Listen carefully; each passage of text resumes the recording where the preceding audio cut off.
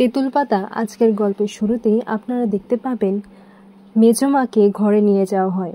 আর মেজমার শরীর পুরো কেঁপে যাচ্ছিল আর প্রচণ্ড জ্বরও হয়। এইদিকে ডাক্তারের কথা বললে খেয়ালি বলে কোনো ডাক্তার দেখানো হবে না, যা হবে এই ঘরের মধ্যেই হবে। আর একটা কেউ যদি ঘর থেকে বেরিয়েছো তাহলে কিন্তু সব কটাকে শেষ করে ফেলবো।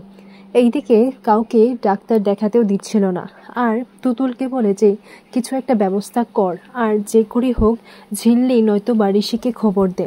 এইদিকে মেজমা জ্বরের ঘোরে ঝিল্লি ঝিল্লি বলে ডাকতে লাগে। আর এই ঝিল্লি নামটা শুনে তারা দুজন বলে যে যদি ঝিল্লি শুনতে পারতো তাহলেও কতটা খুশি হতো। এরপর এইদিকে দেখা যায় তুতুল তার মাকে বুদ্ধি দেয় যে তুমি অশান্তি করো। এরপর সিরিয়াল পিসে খেয়ালিকে নানান কথা শোনাতে লাগে আর তাকে অভিশাপ দিতে লাগে। বলে যে তুমি আজকে এরকম করছো তো দেখবে তোমার কি অবস্থা হয়, আর এই বাড়িটা আমাদেরই হয়ে যাবে। এরপর সেখানে খেয়ালি চলে আসে আর খেয়ালি এসে বলে তোমার যত অভিশাপ দেওয়ার তুমি দাও। আর তুতুল এইদিকে নটবর কাকাকে একটা চিটের মধ্যে লিখে দেয় যে মেজদা ভাইকে খবর দাও। এরপর এইদিকে খেয়ালি এসে বলে তোমরা কোথাও কিন্তু যেতে পারবে না। আর তুতুলকে না দেখতে পেয়ে খেয়ালি বলে যে তুতুল কোথায়, তখন খোঁজাখুঁজি করতে লাগে। তুতুল এসে বলে আমি থার্মোমিটার আনতে গিয়েছিলাম। তখন খেয়ালি বলে বেশি চালাকি করলে কিন্তু শেষ হয়ে যাবে তোমরা, আর তোমরা তিনজন এই ঘরেই থাকবে। এরপর দরজা বন্ধ করে সেখান থেকে চলে যায়। এদিকে তাদেরকে ঘরের মধ্যে আটকে রাখে।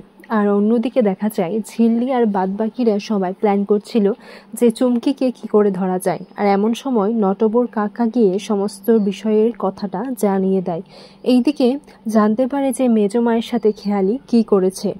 আবারও মেজমা এইদিকে ঝিল্লি ঝিল্লি বলে ডাকতে লাগে। আর তখনই শোনা যায় ঋষির আওয়াজ। ঋষি খেয়ালি বলে চিৎকার করে ওঠে আর তারা দুজন খুশি হয়। এরপর ঋষি এসে খেয়ালিকে বলে যে তুমি মেয়ে বলে আমার হাত থেকে বেঁচে গেছো, নইলে কবেই শেষ করে দিতাম। এদিকে ঝিল্লি বলে তুমি কি করেছো আন্টির সাথে বলো। এরপর খেয়ালি বলে তোমরা কিচ্ছু করতে পারবে না, আর এখানেই থাকবে, আর ডাক্তার তো ডাকায় যাবে না।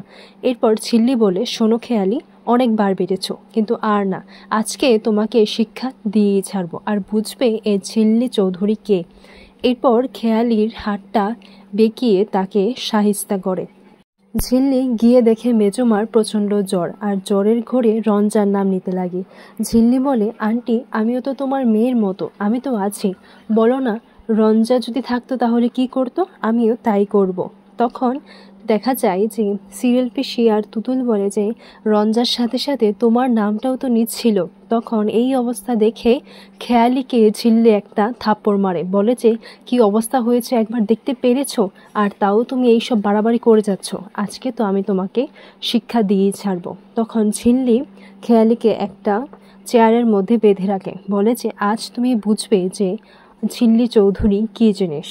আর তুমি খেয়ালি বলে তুমি এসব করে কিচ্ছু করতে পারবে না, আর চুমকিকে তো আমি খুন করে দিয়েছি।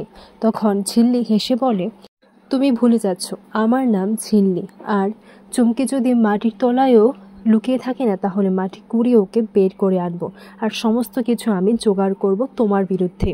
অন্যদিকে বড় মায়ের মেজমায়ের জন্য টেনশন হচ্ছিল বলে ঝিল্লিকে ফোন করে। আর তখন ঝিল্লিকে বলে যে তেল দিয়ে মালিশ করে দিতে, কি কি দিতে হবে সেটাও জানিয়ে দেয়। আর অমিত স্যারকে বলে কাল সকাল সকাল যেন বস্তিতে গিয়ে চুমকির বিষয়ে খোঁজটা নেয়। চুমকিকে ট্রেস করতে হবে, কারণ ওকে ধরতে পারলে কিন্তু আমরা সমস্তটা জানতে পারবো।